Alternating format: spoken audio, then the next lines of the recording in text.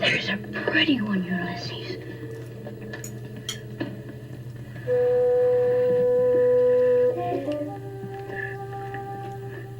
There it is.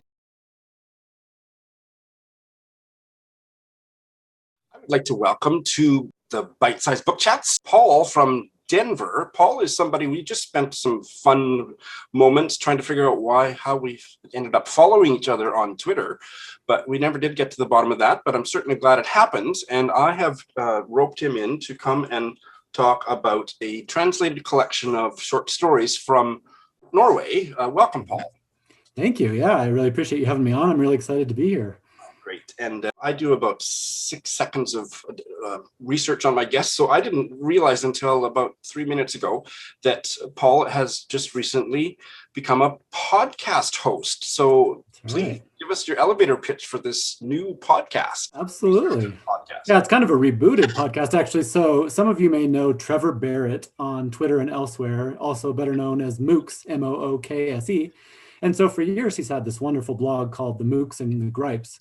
And he recently contacted me. I've been a fan for years and years, and he reached out and said, I'm thinking about rebooting my podcast. Would you be interested in co-hosting? And, I was flattered and jumped at the chance. So yeah, we just recently released our first episode, and we're going to try to do it every couple weeks or so.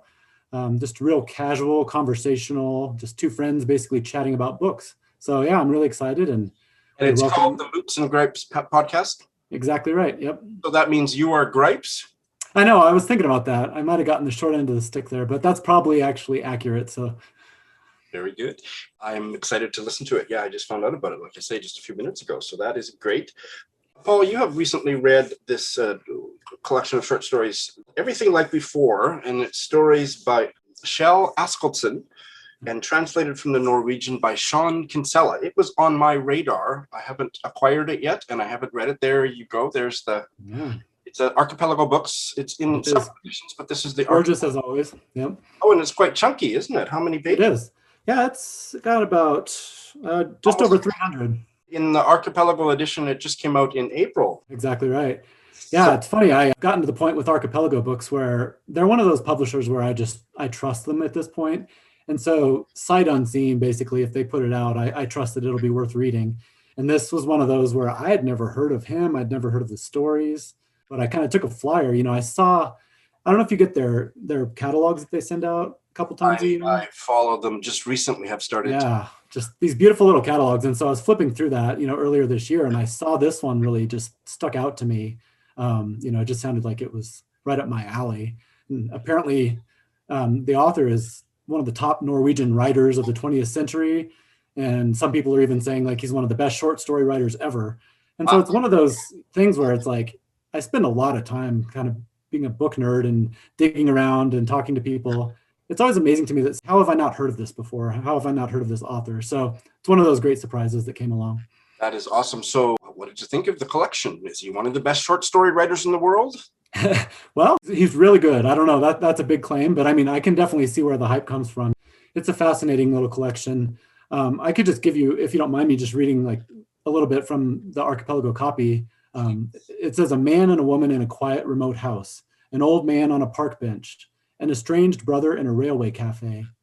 The characters are surrounded by absence, filled with disquiet and longing. They walk to a fjord, they smoke, they drink on a veranda, they listen to conversations that drift through open windows. So, as you can tell from that description, these aren't plot-driven stories by any means. I've seen them described as, minimalist or different terms like that, and that's definitely the case. They're really atmospheric. These little windows or glimpses into just normal people's lives and their relationships. They're kind of unsettling a lot of the time. They kind of drop you into a scene and don't give you any background. And so they kind of leave you feeling a little disoriented. And then a lot of times they'll just leave you feeling that way and move on their way. A lot of them are just a couple pages long. I really enjoyed it a lot. So he is still with us. He was born in 1929, so he's 91. Do you know if these stories were written quite some time ago or a mix of kind of... Yeah, I got the impression it's a mix. I think it's kind of a compilation of some of his stories. It's crazy because for all of this praise that was heaped on him, it looks like a tiny fraction of his work has actually been translated into English. And I don't know why that is, but based on that, I'm thinking maybe this is one that Archipelago put out to kind of give people a sampling. And so there's definitely a variance in style. I would say at the beginning, some of the stories were a little bit longer, not long at all, but maybe 8, 10 pages. And towards the end, often they were just 2, 3 pages long. So I don't know if that's something that he kind of changed his style over time, or if it's just the way that the collection was arranged. But Giving Lydia Davis a run for her money. exactly. Yeah. I was checking Wikipedia, and it says his first short story collection came out in 1953, and it raised a lot of hackles because it was very sexual. Is there a lot of sex in these stories?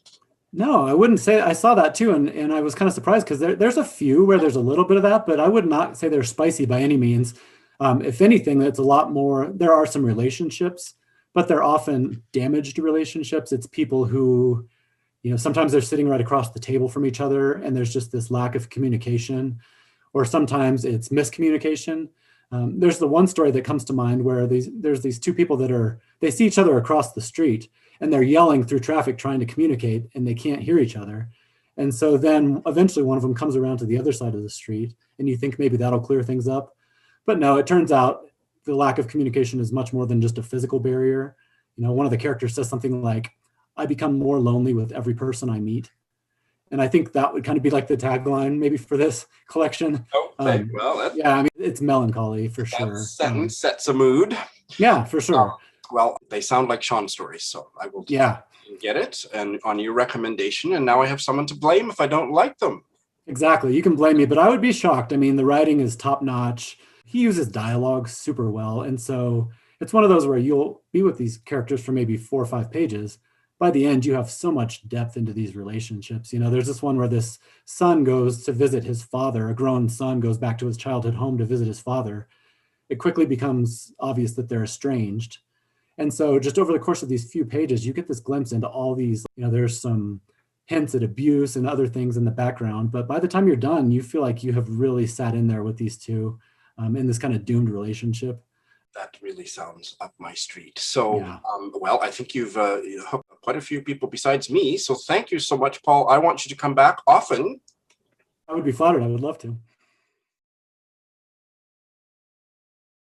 I would like to welcome to my channel an old quote-unquote friend. We certainly had a lot of repartee, a lot of exchange of comments back in the day on Litsy. Ericka from Baton Rouge, Louisiana. Hello, Ericka. Welcome to my channel. Hi, thank you so much for having me. I used to be quite active on Litsy. I was for many years, and I just kind of got away from it after I started BookTube, but I remember Ericka really fondly, and she's a Goodreads friend, but I'd kind of lost the connection between the Ericka from Litsy and this Ericka that was on Goodreads. So when I actually noticed she had read the book that we're going to talk about, I didn't have the connection straight, and we got all that sorted out. So it's this very special delight to see her friendly face. Thank you. And the book that I wanted to talk to you about, Ericka, that you recently finished is Nightbitch, which is a fairly new novel by Rachel Yoder. Is that how you pronounce her? Yoder. By Rachel Yoder. And it just came out a few weeks ago. Right. So it's a very provocative title. Here's the cover. What did you think? It was original. That's what drew me in to read it. I thought, well, I haven't read anything like this before. It was getting some buzz, and it was just kind of different from what I was usually reading. So I thought, well, this sounds weird and interesting, and I'm going to give this a try. So I liked it. I didn't love it, but I'm glad I read it. There were some things I could relate to, and some things that kind of went off the rails for me. So okay, and we won't go to get into spoiler territory, but it involves a mother of a young child or young children. Mm-hmm. Is she a single mother? No, she's married, but her husband isn't around traveling. A lot. He's away on business a lot. Yes. Yeah, so she feels kind of alone, and she's a new mom. And that's something, I can relate to the new mom aspect. I mean, my kids are older now, but I remember what that was like being at home with your first child, and it's kind of uncharted territory. And so it can be a little scary. And I like the fact that she explores when women lose their sense of agency because they turn into a mother. So it's kind of the idea that you're supposed to devote your life to your child now instead of your career or your passions. And so she explores those themes a lot, which I think a lot of women encounter. And she is an artist. Yes. Yes. And so Yes. she's having to kind of put her art on hold to be a parent. Right. And Right. she's kind of doing it. She didn't really sign up to be a single parent, but in effect, she's kind of ended up being a single parent because her husband's never home. Right. Exactly. So then she has, I want to choose the words carefully, or I want to put them out and then pull them right back. She has a meltdown or whatever, but it's like this fabulously feminist meltdown. Would you Yes. that sound about right? There's a lot of empowerment going on. She kind of is going through some transformations, and Transformation is a good word, I think. yes, I think so. She discovers, I guess, some inner strength and finds a way to feel like she has control of her life again, in a manner of speaking, even though things are kind of spinning out of control. And I think she's trying to connect to other mothers as well. So Should also mention this is Rachel Yoder's debut. yes. You mentioned the word transformation, and if people study the cover with any, and kind of read between the lines or read between the lines of the synopsis, the transformation is pretty key. And so the story kind of goes beyond the bounds of realistic fiction. Yes. And we're not going to come right out and say what the transformation is all about, but people should know that if you're not into it, I don't think it's a Sean book, and you've already told me offline you don't think it's a Sean book. I don't think it's a Sean book. But it sounds very interesting. Yes, it is very interesting. I appreciate a little magical realism when it's done well. And I wasn't sure that if the author's intention, I wasn't sure at first if her intention was to make this metaphorical or if this was supposed to be taken literally. And I'm still really not, honestly. Okay. So you gave it 3 stars, and you're using the traditional Goodreads. So for Goodreads, 3 stars means it was okay. Yeah. What appealed to you? What didn't appeal to you? I liked her approach to motherhood. I liked her idea of exploring how when you're a mother, you want to reach out to other moms. And a lot of times you criticize yourself, thinking that you're not up to par when you compare yourself to other new moms. I think we all do that. So that typical experience of new moms, when you think you're not getting everything all together. I didn't like it. It kind of got weird, a little bit too weird for me. It just got a little bit too weird for me. That's pretty much what I didn't like. It got stranger and stranger. And then I became unable to relate to it as I kept reading. I think that's what would happen for me, but it's... that might happen earlier for you, that Sean. might end up being a bail. It's got almost a 4-star rating, and I see among some of my other Goodreads friends, there's a couple 5-star reviews and 1-star review. So yeah, the reaction is mixed, but a trigger warning for some animal harm in there too. So I know that can bother people. It usually bothers me, but I was able to go with it. Would you read another book by the same author? Perhaps. Depends on the subject matter. You live in Baton Rouge, Louisiana, so I don't know how much you're out and about there these days, but were you reading this book on the train or the bus, or did you get I actually carried it to work with me and then realized I should probably just keep it in my desk drawer and not carry that around with the title. Let me close this out with a little story of my own about books with embarrassing covers or titles, reading in public. Many years ago, I was a secretary in Toronto, a legal secretary, and I was reading A History of Gay Male Sexuality. So a history of gay sex, not a sex manual, but the history of gay sex. Had a very provocative dust jacket. I would take the dust jacket off when I'd take it to work, and I would go and read on my coffee breaks or on my lunch breaks. And there was a law student working in the office at that time, and he was a reader, and he was so gorgeous.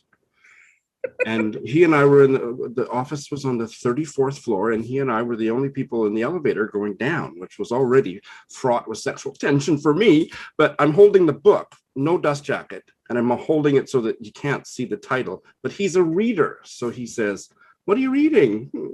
And the title was literally A History of Gay Sex or something like that. And I said, "Well, you know what? Actually, I'm not going to tell you because you probably blush." Nowadays I wouldn't care, but I was younger and a little bit closeted at work, and you're like, "Oh, it's really cute guy." It's like, "Oh, it's in Swedish. You wouldn't understand." That's right. I should have said that. Ericka, thank you so much. It's been a delight. Thank you, Sean. I appreciate it. I'm having you back real soon. I would like to welcome to Bite Size Book Chats one of my subscribers, Justyna from Ireland. Welcome, Justyna. Thank you so much. Thank you for having me. We're going to talk about a novel that you read quite a few weeks ago now. It's from Brazil, and it is called A Cup of Rage by Raduan Nassar, translated from the Portuguese by Stefan Tobler. And what is this book about, Justyna? Yeah, I got really excited when I saw your email, but then when I looked what book you would like to talk about, I was like, of all the books. It's a short novel, written originally, I think, in 1978, and the author wrote only one more novel, I think, and that's it. And then he decided, at the height of his fame, he decided to stop writing and just become a farmer. I just read that on his Wikipedia page just before we started talking. Yeah. It's very interesting. Yeah. So just those two novels. It's a very short novel. I wouldn't recommend it for somebody who loves plot and like plot twists, because there is not much plot there. The whole plot is one day in a couple's life. He's a farmer on a farm in Brazil. She's his younger lover, a journalist from the city. So there isn't much plot there. They meet, they have sex, they have shower, then they have breakfast, and then he starts getting really furious because he sees, I think as a farmer, maybe it's even more infuriating, he sees a big hole made by ants in his hedge, and that keeps him like more and more furious to the point of rage. And that's the ants, the insects, ants are eating his hedge, and that causes him to fly into a rage. Oh my goodness! I just did an interview with a reader from Kenya, and the plot of that book was that an ant went into somebody's head, into somebody through their eye. What is going on with ants in my bite-sized book chat series? Like a whole series about ants in books. And then there's some kind of a power struggle or argument. Yeah, he gets more furious and furious, like everything then starts annoying him. He's furious about the ants destroying his hedge. So then the woman, she's not one of those like weak women. She knows how to talk back, and they start properly arguing. I read that it's called erotic novel, and I was just going to ask you about that. So far, it doesn't sound. I think that, like, I don't know, maybe it's like some marketing trick. I don't know. Like, if you are reading this book for like erotic content, that's just you might be disappointed. It's mostly about a couple that is very like sexually attracted to each other. So it's more about that. We don't know much about their history. We don't know how they met. We don't know like their characters really, apart from that conversation. Boy, it's a polarizing book. It's what they call in your part of the world a Marmite book. I see of my friends that have read it, they're either 5 stars or 1 star or 2 stars. So people either love it or hate it. For me, when I see, it's pretentious, it's not necessarily something that I'm like, I'm not reading it. It's pretentious. For me, sometimes it's like, let me check it then. If it says pretentious, but like I think it would be more pretentious if it was like what it was, but in like 1,000 pages, which happens sometimes with books. Then I would say, it's really pretentious. How many pages is it? It's like 47 or 47 something like pages. that. I thought maybe it was a mistake on Goodreads. So it's like a glorified short story. It didn't feel to me like a short story. Interesting. But it felt more like a short novel. So I wouldn't read it if you like proper character development or plot, or you don't like, because the whole point was that rage of the main characters. For me, it's bizarre that because presumably the young woman, his lover, did not have any responsibility for putting the ants into the hedge. No. And yet he flew into a rage about that, and it ended up becoming an argument. It actually does sound interesting, and because it's only 47 pages, I might be likely to give it a try. It may end up being one of my famous Sean the Book Maniac bails. First, I was thinking, it might not be Sean's book. Then I was even thinking to ask you to just keep reading because it's only 47 pages. That's right. He is still kicking at the age of, he's a year older than my father, so he is 86. So who knows? Maybe there will be a third novel. Maybe there will. Maybe this time it'll be bees in the apple tree or something. Starts. This has been great. I hope that you'll come back because you have a fantastic taste in books. Thanks, Sean. Thank you. It's been a pleasure. I would like to welcome to Bite Size Book Chats another of my booktube friends from Kenya, Lwire. Welcome, Lwire. Thanks so much, Sean. It's nice to be here. How fabulous to have two really great readers that have really fantastic taste in books from Kenya on my channel in just a few short days apart. We are going to be talking about I guess we would call it an American novel, but the setting is Ukraine. And yeah, the author is a Ukrainian Jewish American writer, Yelena Moskovich. The title is A Door Behind a Door. I love the title. I love the cover image, which will go up on the screen. And Lwire, tell us about the book. it's about Olga. She's just immigrated from the Soviet and she lives in the States right now. And she just has this ordinary life and she wants to settle in with her partner. And she gets a call from someone from her past life and her life completely changes from that. It's such a short book, but this book was really a challenge for me and it put me in a state of disorder. I didn't really know they're like different voices and in different realms. I didn't know is this real or is this in a different world, like imagined? And her writing style was another thing I had to deal with at the beginning. It was like structural, experimental writing style, like fragmented sentences, which are like short and simple, which should be nice, but they're sort of like disconnected. So it was so hard to immerse yourself into it. So I put it aside and I didn't read it for 2 weeks. Later on, I was like, this book is so small. How can I not read this? It's impossible. So I decided to reset everything and accept this is the way this book is. I'm going to get into it. So the protagonist is Olga. And she leaves she leaves Ukraine in 1991 and emigrates to Milwaukee, Wisconsin.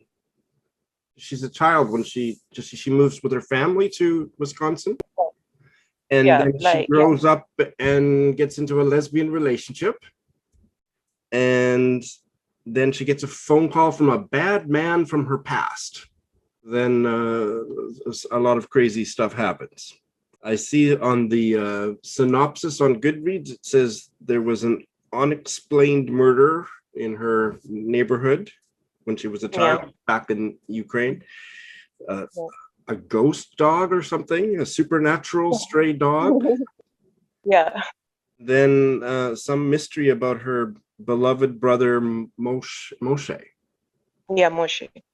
She's in danger from the Russian mafia. Yeah. And this phrase, in pursuit of a string of mathematical stabbings. I didn't really fully understand the book, as in, well, there's some things you could catch on, yes, but maybe the deep meanings within the books I didn't get. There's some things that went above my head. But for the same reasons I had stopped reading earlier, I really liked it, the prose. For example, though everything felt everywhere and it was like the writer was like, you know what, I've released this book to the world. You're going to have to find a way to form your own conclusions. Peace. But I liked it and I didn't really get it. Maybe I should just read it twice. You gave it 4 stars. So you quite liked it. I did. And I did a lot. so you're glad that you picked it back up after you set it down for a few weeks. Yeah. But I don't think it's for everyone also. That's another thing. It's not for everyone. I'm not sure it's for me, but I'm intrigued enough that I want to give it a try. I want to give it a try. Well, you should. Maybe you'd have more interesting insights on it. Oh, I don't know about that. It sounds, Lwire, like it might be the kind of book that, even though you think right now that you didn't understand everything, maybe your subconscious mind is still processing it, and in about 2 weeks from now, you'll just go, aha, that's what was going on there. Hopefully things will come back to me like that. It could be one of those, or the kind of book that really repays a second reading. So yeah. Sounds very intriguing. Well, Lwire, this has been great, and thank you so much for making time to come on this series. I would like to have you come back often. I'd be glad to.